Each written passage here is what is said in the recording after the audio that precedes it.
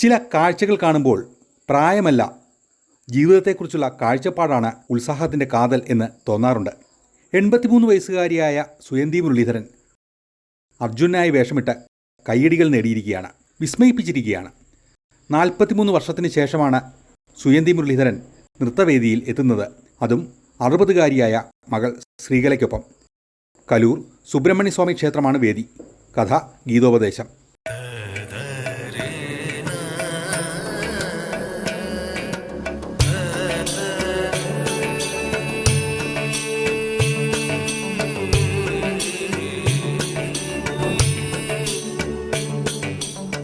വളരെ ചെറുപ്പത്തിൽ നൃത്തം അഭ്യസിച്ചു തുടങ്ങിയതാണ് സുയന്തി. നൃത്തമായിരുന്നു ജീവിതം. 12 വയസ്സ് മുതലേ നൃത്തം പഠിപ്പിക്കാനും തുടങ്ങി. അവതരണത്തേക്കാൾ അധ്യാപനമായിരുന്നു ഇഷ്ടം. അങ്ങനെ എണ്ണിയാലൊടുങ്ങാത്ത ശിഷ്യസമ്പത്താൽ ജീവിതം അനുഗ്രഹിക്കപ്പെട്ടു. 43 വർഷങ്ങൾക്ക് ശേഷമാണ് ചമയങ്ങളണിഞ്ഞ് മകൾ ശ്രീകലയ്ക്കൊപ്പം വേദിയിലെത്തിയത്. അതും 83-ാം വയസ്സിൽ.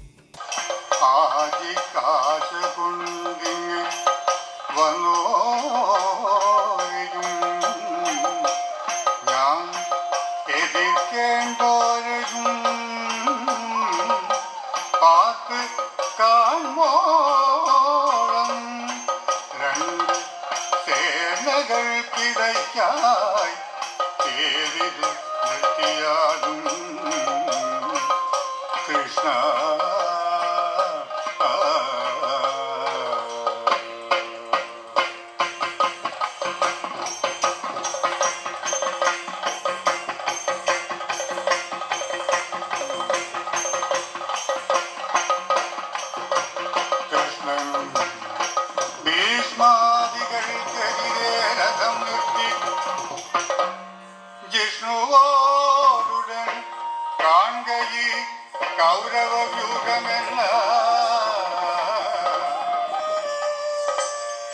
ആരോഗ്യപരമായി തനിക്ക് പ്രശ്നങ്ങളില്ലെന്നും ഇപ്പോഴത്തെ കുട്ടികൾക്കാണ് ആരോഗ്യക്കുറവെന്നുമാണ് സുയന്തി ടീച്ചറുടെ അഭിപ്രായം.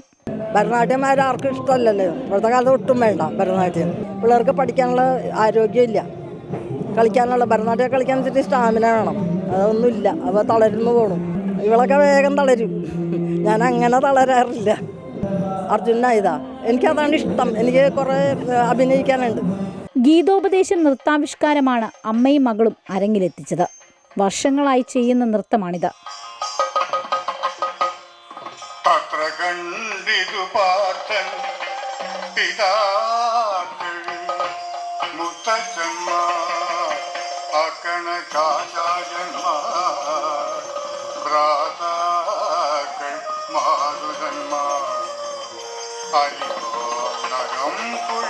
അർജുനൻ சொன்ன പോരിൽ നിറചേർന്നൊരു ബന്ധുവർഗത്തെ കാൺകയാലേ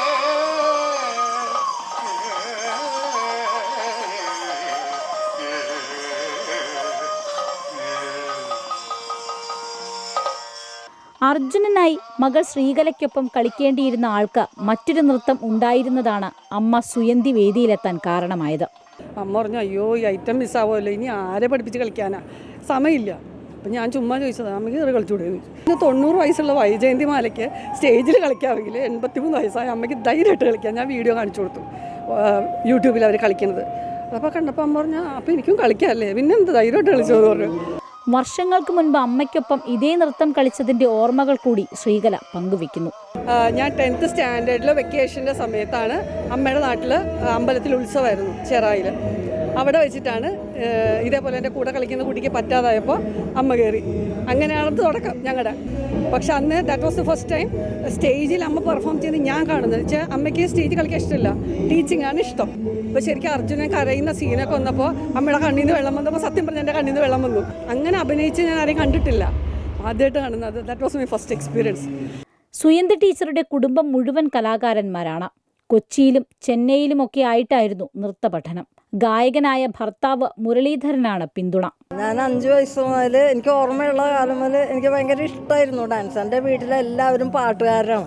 ഞാൻ എൻ്റെ പഠിത്തം എന്ന് പറഞ്ഞു കഴിഞ്ഞാൽ കലാമണ്ഡലം ഭാസ്കര മാഷാണ് ഞാൻ പഠിപ്പിച്ചത്. ഭരതനാട്യം എന്താണെന്ന് പഠിപ്പിച്ചത്.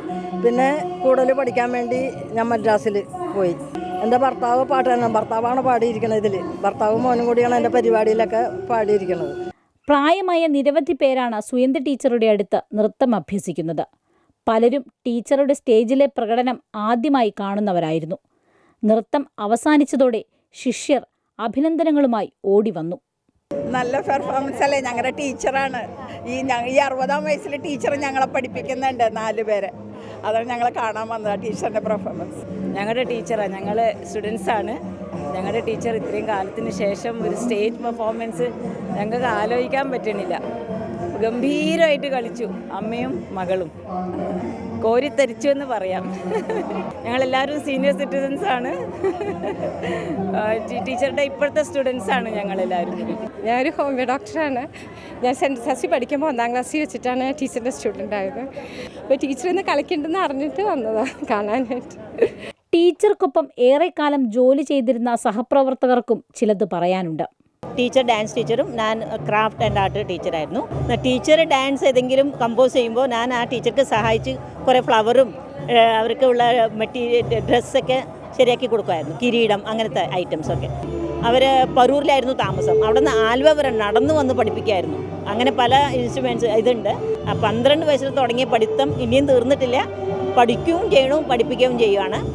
കലൂർ ക്ഷേത്രത്തിൽ സുയന്തിയുടെ മരുമകൾ സീമ രമേശ്, സീമയുടെ മകൾ ലയ, സുയന്തിയുടെ സഹോദരിയുടെ മകൾ നിജ എന്നിവരുടെയും നൃത്തപരിപാടികളുണ്ടായിരുന്നു.